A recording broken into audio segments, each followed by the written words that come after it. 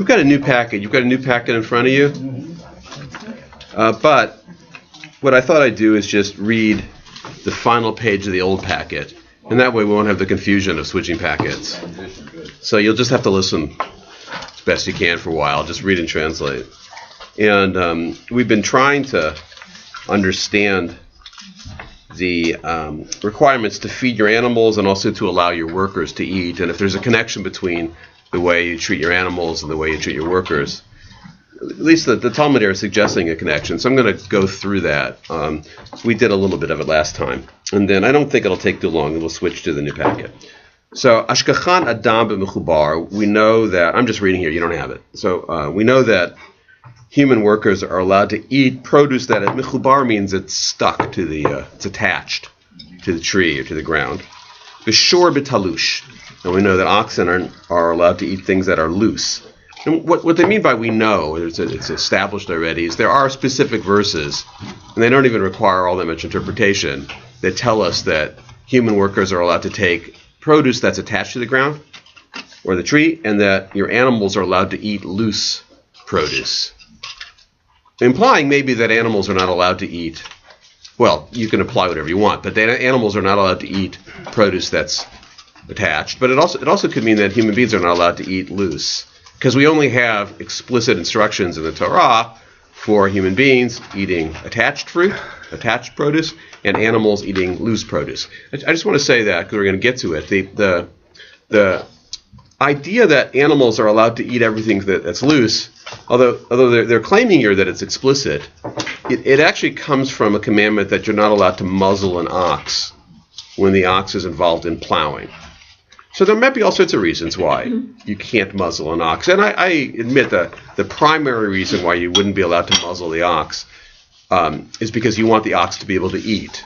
And it would be very cruel to muzzle the ox around all that food. So therefore you're allowed to, therefore you have to allow your ox to eat. And I guess they interpret the loose as opposed to attach is that, an ox who's going like that is mostly going to go after loose stuff. It's not going to be able to have the time to be able to, or the ability to pick something that's attached to the ground. There is an additional cruelty if you've ever had a dog and tried to put a muzzle onto a dog. Muzzling an animal, there's an additional cruelty to muzzling an animal. It's not just that you stop the animal from eating, it's just very uncomfortable, very painful for an animal to have a muzzle. Now, there's all sorts of reasons why human beings might muzzle an animal. It might be for the farmer there because they don't want the ox to eat. After all, it's the guy's living, so he doesn't want the ox to eat all the stuff that the ox is working on. But for other animals, you stop the animal from biting. There's all sorts of reasons why you might want to muzzle an animal from barking. So has anybody ever tried to muzzle a dog? You muzzle a dog for all sorts of reasons. There used to be some countries where you weren't allowed to bring the dog onto public transportation unless you muzzle because they were afraid you're going to bite somebody. Actually, in Israel, if you want to take your dog on the bus, you have to. Is that still the case? Because when I lived in Israel, that was the case. That was a long time ago. Yeah. Okay. All right. Anyway, so how do we know? So ashkachan adam mechubar v'shor betalush adam betalush minalan. How would we know? Is there a way that we could figure out that human beings are allowed to not only eat attached produce but detached produce that's just lying on the ground? Kal v'chomer mishur. So we can kal v'chomer. I'll translate that for you. That'll help. A fortiori argument. Does everybody know what an a fortiori argument is? So I'll translate for you. It's kal v'chomer. My circular way of So it's actually a little hard to translate. But we've had them before. It's kind of all the more so. Kal means from a minor to a major. So it's you go from a minor argument to a major argument. Rather than explain that, it's easier just to read it and then you get a sense of it. Okay. Umashor she'eno ochel b'mechubar. Okay. So, for an ox, where there's no explicit commandment that you have to allow him to eat from the detached, ochel betalush, he is allowed to eat from a detached, that's a talush, adam, she'ochel b'mechubar, so a human being, where we know explicitly is allowed to eat from an attached fruit. Okay, so let me ask you this. What would you consider a greater privilege? To be allowed to eat from attached or to be allowed to eat from something that's just fallen by the wayside, detached? What's the greater privilege? Attached. Attached, right, yeah. So we know for sure that a human being is allowed to eat from and attach. That's how Kal V'chomer works. So he's allowed to eat from this greater privilege, so it's logical that he should be allowed to have the minor privilege too, especially since an ox can eat from the... So if an ox gets that minor privilege, then a human being who has the major privilege should certainly be allowed to get the minor privilege. That's how a Kal V'chomer works. Okay? Eino din she'ochel b'talush. Wouldn't it make sense that he can also eat from the detached, which after all is a minor privilege? He already has the major privilege. Okay? That's how a Kal V'chomer works. It can work in the opposite direction too. So you can go from a major to a minor or a minor to a major. All right. So the problem with that is that you have to be able to compare the two things. So for a Kal V'chomer to work, there has to be an essential comparison, similarity between a human being and an ox. So they're going to attack that. So what's interesting to me about this is that you'll see a lot of this is just logic games that they have fun playing, but it's also kind of trying to figure out, grappling with, well, why is it that we have to treat our workers humanely? And why is it that we have to treat our animals humanely? And is there a connection between how we treat our animals and how we treat our workers? And I think they understand intuitively that there is a connection. I mean, the connection is just, besides the Torah itself, which is giving us these commandments, but also just being humane. But they're trying to play that out because they also know, well, there's a big difference between our animals and our our workers, and how far do we carry that difference? How far do we carry the similarities? And also, and I've studied this a lot, and I'll say that in the Talmud had a greater sense of kinship. Rabbis in the Talmud had a greater sense of kinship with animals, I think, than we do now. Yeah. I'm almost sure than we do now. I mean, we do with our pets, but they weren't dealing with pets for the most part. I'm not even sure they had pets. For them, they were farm animals, but they had a stronger sense of connection to animals than I think we do now. I mean, I think we, use animals, we don't think about it very much, and they use animals, and they did think about it, and they thought that things that sometimes we see, like facial expressions, or groaning, or crying, or just elements of personality that we may not notice in the way we raise farm produce, they noticed. So then they could understand some similarity between a worker and an animal, mostly because they felt that animals were closer to humans than we do now, with the exception of pets. Everybody that has a pet thinks their pet is basically a human being. Yeah. However, most of those people are not vegetarian, so they don't apply to every animal. In many cases, they had a single animal like a cow. Yeah. That was a part of their subsistence. Right. Like my mother's family in Poland, they used to have a cow. Yeah. Yeah. And during World War I, that's the only thing that kept them alive when they were hiding in the forest. Yeah. So they fell in love with the cow. Yeah. It was a very direct connection. Yeah. So what the Talmud is able to do, which isn't so easy for us, is to extrapolate from whatever their pets might be. Because yes, like even if you read the Tevye stories, he has this great relationship with his horse.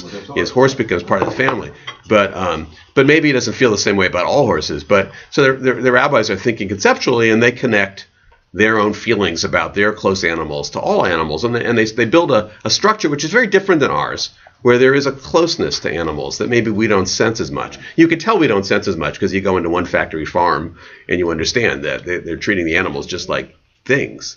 Yeah. Anyway, let me finish this. All right, ma l'shor. So, but here's the difference. Shekein ata mitzuveach asimato. So the thing is that for an ox, we are explicitly commanded about muzzling. It actually says in the Torah, do not muzzle your ox. Tomar ba'adam. So can you make a comparison to a human being? She'iyata mitzuveach asimato. Can you make the same claim? Can you compare to a human where there actually is no explicit commandment that you are not allowed to muzzle your worker, your human worker? Now, you might say it's obvious that you can't muzzle your worker, but they're going to answer back, well, there's no commandment that you can't muzzle your worker. And all they're really saying, now they're not suggesting you should be able to muzzle your worker. They're saying that that's how we understand that these things are different. A human and an animal is different because there's an explicit commandment, do not muzzle your ox, and there's no commandment, do not muzzle your human worker. So therefore, we really can't make comparisons at all. Okay. Some things understood, maybe. What? Are some things understood? I mean, you don't need to say that. All right. So as long as you're bringing it up, there's a lot of commentary on what the heck all this means. Who on earth is going to even think they're going to muzzle their worker? Like put a muzzle on your worker? First of all, we already know that you have to let them eat. And we've already established that. So Steinsaltz doesn't quite know what to do either. So Steinsaltz, if you look at the translation, I don't even think he translates it as muzzle. He says that, well, it means that you're not allowed to, it means preventing your worker from eating all that he wants. The problem is that's not what the word means. But he's following Rashi. Rashi sort of says, well, no one would think that you can muzzle your worker. I think they're just trying to show that you can't make those comparisons. The fact that there's no commandment that you can't muzzle your worker, maybe because that's so obvious, shows that there's an essential difference between animals and workers. The fact that you wouldn't even consider it, and the Talmud actually has to have a commandment, do not muzzle your animal, shows that comparisons between animals and workers are going to fall apart. They are so different. That's what I think is going on. So Steinsaltz doesn't think that. Steinsaltz thinks there's something about preventing your worker from eating. The problem with Steinsaltz's interpretation is we've already established that you have to let your worker eat. So then that would go against all the pages that we've read before. Now Steinsaltz might be saying something a little more subtle, which is that you're allowed to you have to let your worker eat, but maybe not so much. Yeah. Or maybe you're allowed to control it. So that would be a kind of muzzling. Again, it doesn't work because it still goes against at least the idea of what we talked about before. But the main thing is it's not what the word means. The word means muzzle, and the word in the Torah means muzzle, like an actual physical muzzle. Yeah. So I'm more of a Scalia. We're going by what the word means, and not what you'd like the word to mean. What's the word muzzle in Hebrew? Chasima, chosem, chasum. I mean, all these things are muzzle to muzzle. To limit. Well, but the word in the Bible is to muzzle. And why isn't the logic? We just finished saying we have to feed your worker. Yeah. And we're saying it's not so much feed the worker; it's allow the worker to eat. You allow the worker to eat. Yeah. And we're saying the same thing now. We have to allow the animal to eat. Well, no, that is a similarity. That is a similarity. Yeah, but they're saying she'iyat hamitzuvel chasimato. You're not. I'm not sure what you're asking. Say again what you're asking. We've just finished talking about allowing the worker to eat. And now we're talking about allowing the animal to eat, and the prohibition against muzzling is to allow the animal to eat. So, I mean... Okay, so she'iyat hamitzuvel chasimato. No, what it means, you are not commanded not to. You're not punished for muzzling your worker. Whereas you might be punished for muzzling your ox. You are not punished for muzzling your worker.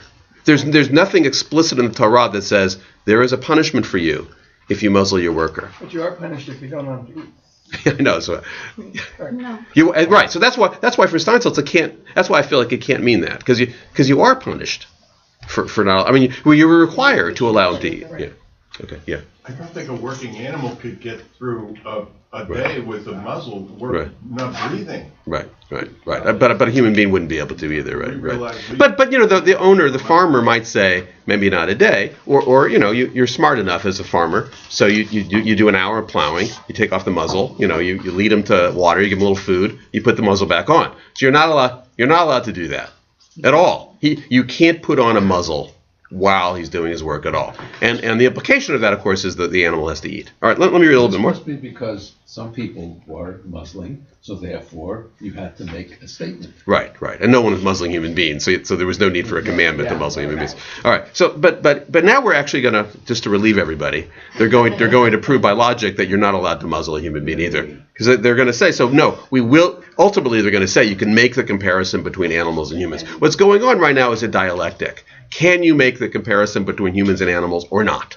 So we're going to go back and forth on that, on the one hand, on the other hand. Okay? So now we're going to find out through logic that, in fact, you don't need an explicit commandment against muzzling because we can figure it out from logic. Okay, so here's the logic. Sure. All right, the fact that you can't muzzle a human being, we can figure out from a kal v'chomer, an a fortiori or argument. Now, there's a little something circular here, because we're going to be comparing to an ox. But so now you've got your page, okay? So it's 186. It's the first. It's 88b in Baba Metzia if you're keeping track. Okay. Uma shor, just as an ox. She'iyata mitzuveh lahachayato. So for an ox, you are not commanded to keep the ox alive if a poor ox shows up, poor thin ox, shows up in your doorstep, or you see him over there by the way, and there is no explicit commandment in the Torah that you have to keep that ox alive. All right. Adam mitzuveh al chasimato. All right. No, I'm sorry. I got it wrong. Umashor she'iyatam mitzuveh al chayato. So for an ox, you're not required to keep that oxen alive by feeding him, by giving him a loan, and then sending him on his way, and just whatever you can to keep him alive. However, atam mitzuveh al chasimato. But you're commanded not to muzzle him. Adam shatam mitzuveh la chayato. But a man where you are commanded to keep that person alive, which is a greater effort. Right? It's a great effort to keep a man alive. So that's in the Torah. A human being shows up at your doorstep and he's about to die. Drop everything. You've got to do whatever you can to feed him, to give him clothing, to give him cloth. That's a commandment. There's also, they quote, it's Leviticus 25:36. V'chayimach. That your brother should live with you. Your fellow human being should live with you. So you have to. So the logic then is eno din shata mitzuveh al chasimato. So if I have to keep him alive, surely I'm not allowed to muzzle him. Right? Because keeping him alive is a greater burden. So the smaller burden, I should certainly have the smaller burden, which would be not to muzzle him, and therefore allow him to eat whatever he wants in the field. So therefore, from logic, and especially, by the way, since we're assuming an ox does have a lower status, we are assuming that. So for the ox, you can't muzzle, but you don't have to keep them alive. For a human being that you do have to keep alive, you are commanded explicitly to keep alive. For sure, then you shouldn't have to muzzle him, because a human being would be worth more than an ox, and it's a greater burden to keep him alive. Okay? So now we've established from logic, using the Torah, but from logic, that in fact, there is a commandment, an implied commandment, that you don't muzzle a human being, so we are allowed to compare the two. Okay? Yeah. Do they take this farther than food? I mean, an animal, if you're not required to feed the animal, but you don't interfere with the animal's seeking to better itself by eating. Yeah. So is there the same analogy that you shouldn't interfere with a human being's effort to better him or herself? I think there is. I think it's that kind of analogy is implied. I mean, it's not just limited to food. No. Well, what would be an example? Any pursuit. I mean, Yes. that Improve is himself. legitimate.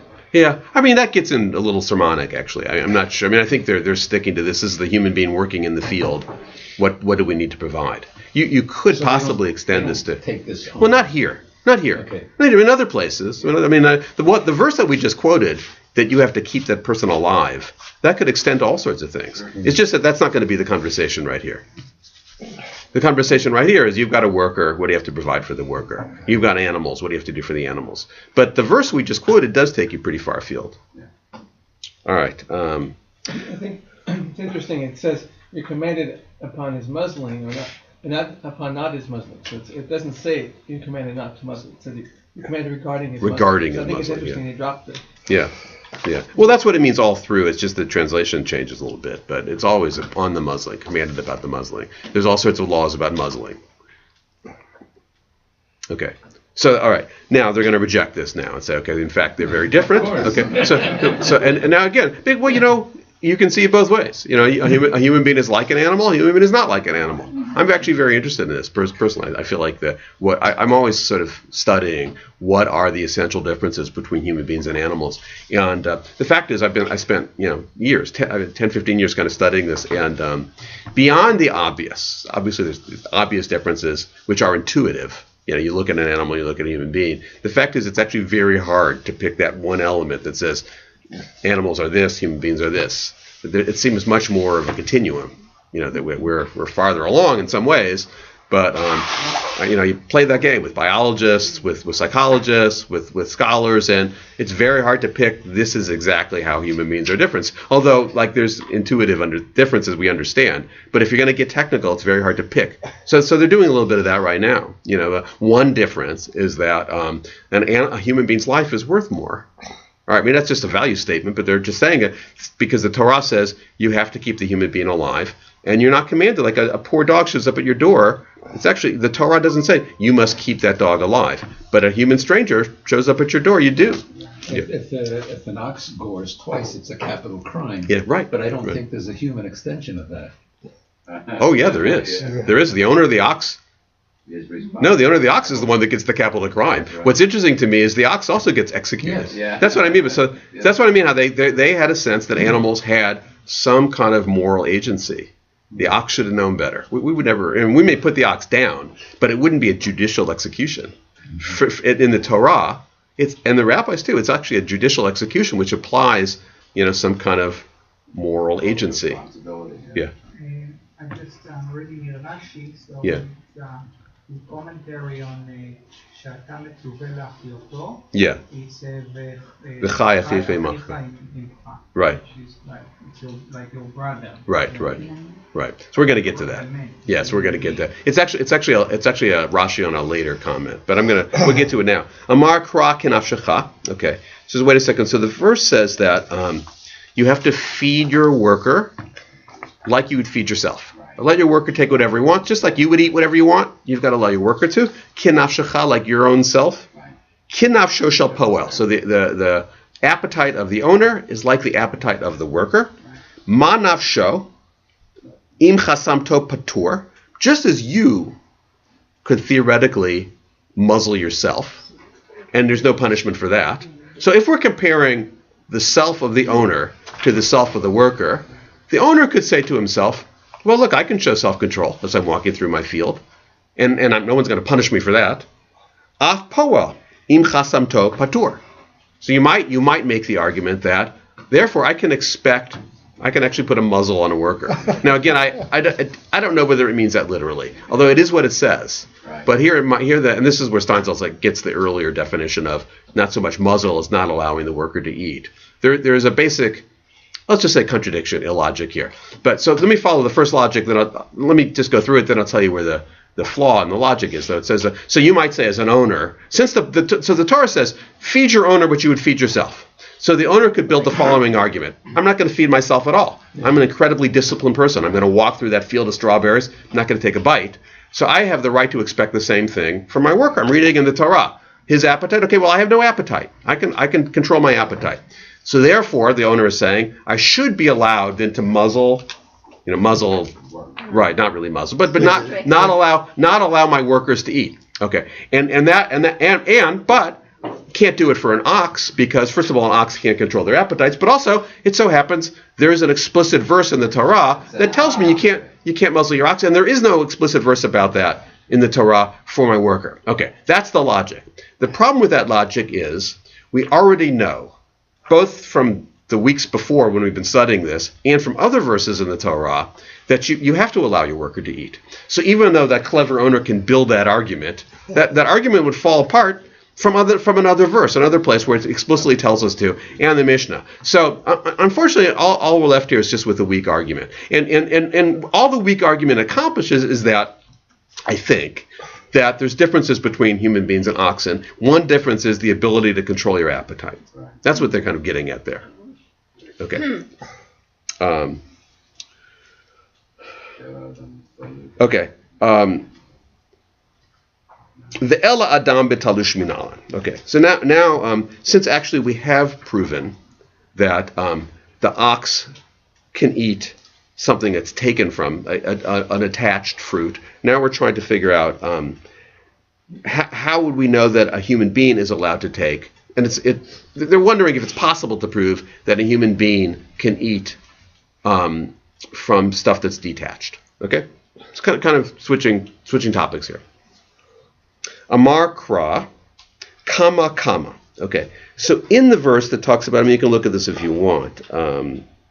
It's on the side where it says translation and commentary. The verse says 23:26. When you come into standing grain, that's the Hebrew word kama, of your neighbor, you may pluck the ears with your hand. Remember, we interpret this as referring to a worker. So the worker comes into standing grain, you may pluck the ears with your hand, but you shall not move a sickle to your neighbor's standing grain. Okay, so you can take as much as you want with your hand, but you can't use a sickle. But it repeats the word standing grain, and it didn't need to. It could just say, you come into the field of standing grain, you can pluck it, but you can't use a sickle. The fact that it uses both times, okay? So this is, since we can't prove this by comparing human beings to oxen, we can prove it a different way, that human beings can eat the produce that's just left on the ground. From the repetition of the word kama, which means standing grain, shtei pa'amim, it says twice. You don't need it twice. So the second time, im eino be'inyan ladam mechubar. So the first time is clearly about attached, because it says it uses the word plucking. It's obviously attached. Teneu inyan ladam betalush. The second time the word kama appears, standing grain, must tell us, read between the lines, like a clever rabbi, that's referring to grain that's fallen off, all right, or that's loose, that's on the ground. Okay, only because it uses the word twice. Right. And this is, we've had this before, but this is the assumption that Torah is a perfectly written document, which would never use extraneous words. Right. The perfectly edited document. You do make the counter argument that just against clever rabbis, it's standing grain only. Standing grain. Standing. I know, it's good. Yeah. But the standing grain, I think. Standing grain, I think, is a category of produce. Just like it's grain that stands, right? Like wheat, it's the wheat, corn, stuff like that too. Standing. That's right. Hasn't fallen. Don't make that mistake. Well, I think you're focusing too much on the word standing and not. No, we need to actually in botany see. I mean, is that what it means? Standing grain is like before it's cut. Yes. So then how no, I think it's a genre. It's a genus of. Rabbi saying it's a certain kind of. It's a certain kind of produce, right? Yeah, like like a botanist. So and then it can fall. Corn when it falls is still a standing grain. You would still put it in the category of standing grain. When you eat a tomato, it's still a vine fruit, even if it's off the vine, right? I mean, so the word standing grain just defines what it is, no matter what. Even when you're eating corn on the cob, it's still a standing grain. Wheat is still you eat wheat. We define as a standing grain. That's how they're reading it. So they're not reading it as what? Are there non-standing grains? I don't know. I don't know anything about grains. Are there? I mean, I wouldn't. Before it's just grain. I don't know. I don't know of any non-standing. Well, if that's the case, then the word just means grain. For them, it just means grain, and it's descriptive. It's how it grows. Yeah. You have to think of it as grain that hasn't been harvested. Yeah, it's basic. Yes. So the grain that hasn't been harvested could fall. I mean, right. The wind can blow it down. So you're right. It's like the gleaners can pick up anything that's on the ground. Yeah. It still comes from a crop that grew in the ground, but once it's on the ground, different laws apply. All right. You can have classes. Let me just finish this off, then we'll stop. This is interesting, actually. So I'm on 14. So Rabbi Ami Omer. So Rabbi Ami says, Adam b'talush lo tzarich kra. Okay. The fact that a human being, you're trying to prove this, the fact that a human being can eat detached food produce, you actually don't need a verse for that. Ketiv, ki tavo b'kerem reyacha, because it says, and remember we're talking about workers. So there's another verse that talks about coming into the kerem. A kerem is a vineyard of your fellow. So that's the same verse, the same set of verses, I should say, that allows you to take whatever you want as you're walking through the field when you're a worker. Also says, not just refers to standing grain, it refers to coming into a vineyard. Now what do workers in vineyards do? They don't just harvest, they also have to carry. They spend a lot of time kind of winding it up and carrying. Milo askinan shescharo lekataf. He says we should be talking about, we're including in this whole set of verses, people whose job is not just to pluck, but also to carry. So once you're carrying it, it's already loose. Right. And we know from that verse itself that the worker can eat whatever they want. So we don't need to interpret from a previous verse that, as you've pointed out, fairly weak argument about the repetition of the word. You don't need that at all, because the verse itself implies detached produce also, because we're talking about workers that not only harvest but also carry things to the big house. And there explicitly Rahmana means the merciful one, but the merciful one means the Torah, because God is the merciful one. Lechol says you can eat. Okay, we'll continue these comparisons next time.